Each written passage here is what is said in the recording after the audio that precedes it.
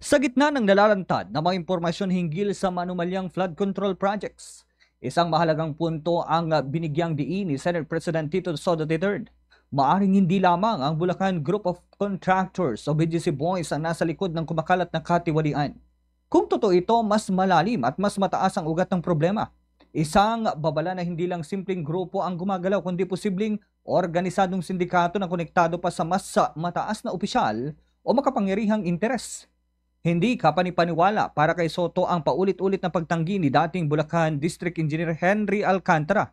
Paano magiging inosente ang isang opisyal na nasa sentro mismo ng implementasyon ng proyekto kung kaliwat ka na ng ebidensya ng mga ghost projects?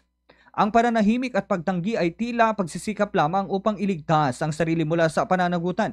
Samantalang ang taong bayan ang tunay na biktima ng nawawalang pondo.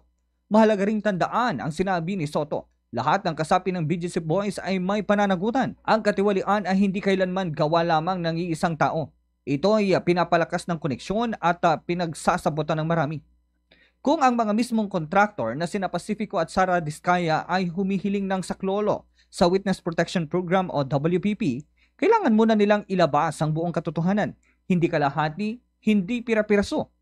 Hindi dapat gawing kanlungan ang WPP ng mga sangkot sa katiwalian, kundi proteksyon lamang para sa mga tunay na handang magsiwalat laban sa mga malalaking taong dapat managot.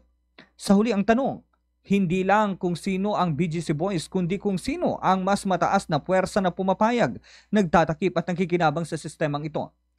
Habang hindi pa lumalabas ang lahat ng mga pangalan at detalye, mananatiling hungkag ang mga flood control projects. Hindi lang sa tubig, kundi pati na rin sa tiwala ng mamamayan.